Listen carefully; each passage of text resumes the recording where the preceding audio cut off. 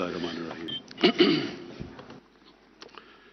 Highness, Prince Mohammed, Excellencies, first of all, I really want to congratulate you for this great initiative that you've taken. Greening Saudi Arabia. It's romantic, it's idealistic, and all my prayers are with you.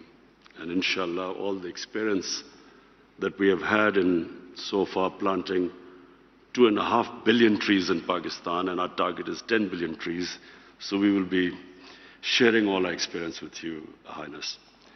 10% of the countries are responsible for 80% of world emissions. And Pakistan happens to be one of those countries, Excellencies. Unfortunately, we are in the 10 most vulnerable countries in the world to climate change. I'll just, in the last 10 years, what we've been through, we've had 152 extreme weather events, which has triggered economic loss of over $3.8 billion. Our future climate adaptation costs are estimated between $6 to $14 billion. So we decided that before the world takes any action, we as a country, for our own survival, must take whatever it is possible within our reach. So these are the actions we've taken. We've decided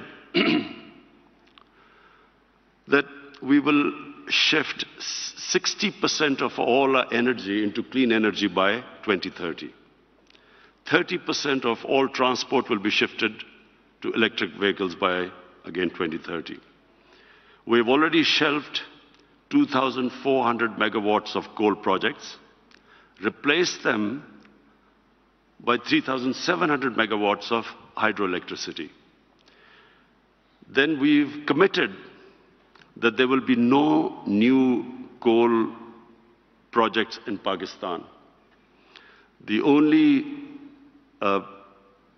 energy through coal will be through gasifications, and that is local coal, which is in Pakistan. We've also focused on nature-based solutions. We have, as I mentioned, we have invested, this is our biggest initiative, in 10 billion trees. We've already planted 2.5 billion. And secondly, mangroves. Pakistan is the only country where the mangrove cover is growing.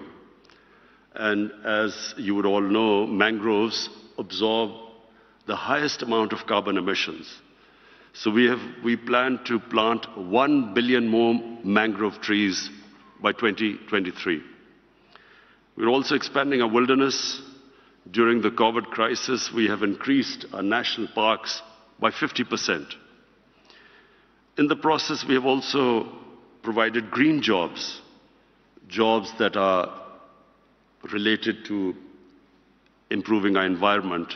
85,000 jobs we've produced, and by the next year, they should go up to 200,000. And finally, we have come up with a way of restoring our wetlands, recharging the water level, the aquifer. And this is through diversion of flood waters, which is, again, it's a new initiative that we have taken. Excellencies, the World Bank has put Pakistan as #1, the country that has used development finance and shifted it to climate-friendly trajectory. So 44% of all our financing has been climate-friendly. We have these initiatives how to finance our vision. And for that, we have, #1, we have green bonds. We have collected $500 million for hydroelectric power. Secondly, blue bonds, which is natural valuation of our mangroves, and World Bank is already doing that. Thirdly, nature bonds. Pakistan is piloting this globally by linking debt relaxation with nature and climate performance. And fourthly, we have energy transition mechanism, turning coal to green through innovative financing and addressing the green premium of this transition. Pakistan is again piloting this for clean transition of existing coal infrastructure. Finally, Prince Mohammed, again I want to thank you that you've invited us here. The humanity faces probably one of the biggest crises. Unfortunately, this crisis was quite visible 20 years ago. But somehow we were all in self-denial. No one thought that this would actually happen, that actually the temperature was getting warmer. No one believed that there would be effects of this. Once you alter this balance of nature, there were always going to be implications, but no one thought there would be any implications. But just in the last 2 years, what we have seen, fires in Siberia, in California, in the Mediterranean, unprecedented, Australia. And then we have these flooding, unprecedented floodings.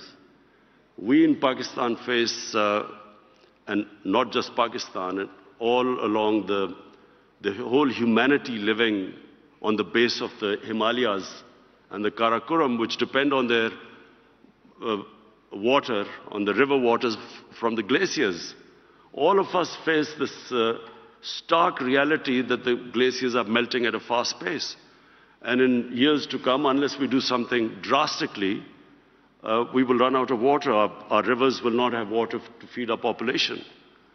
And this is not just in Pakistan, it is going to affect India.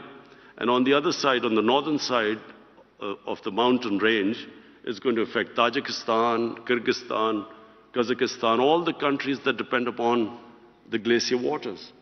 So thank you for holding this great initiative. I want to thank you for inviting me. And I hope that all of us collectively take this challenge much more seriously than so far what we have done. Thank you.